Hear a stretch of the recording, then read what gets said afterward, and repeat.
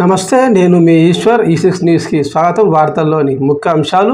ఇందిరమ్మ ఇండ్ల పథకం కింద నిరుపేదలకు సొంతింటి కలను నెరవేర్చే ప్రక్రియ మంత్రి పొంగులేటి శ్రీనివాసరెడ్డి కీలక ప్రకటన చేశారు. ఆగస్టులో ఇందిరమ్మ ఇళ్లను లబ్ధిదారులకు అందిస్తామని మంత్రి స్పష్టం చేశారు. ఇప్పటికే లబ్ధిదారుల ఎంపిక ప్రక్రియ జరుగుతుందని, ఆగస్టులో తప్పకుండా అందజేస్తామని పేర్కొన్నారు.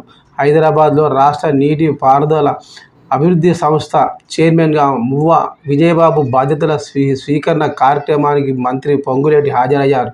ఈ సందర్భంగా మాట్లాడిన మంత్రి ఈ మేరకు ఇందిరమ్మ ఇండ్ల పంపిణీ ప్రకటన చేశారు. విజయబాబు రైతు కుటుంబం నుంచి వచ్చిన నాయకుడని, ఆయన పదవికి న్యాయం చేస్తాడనే నమ్మకం ఉందన్నారు.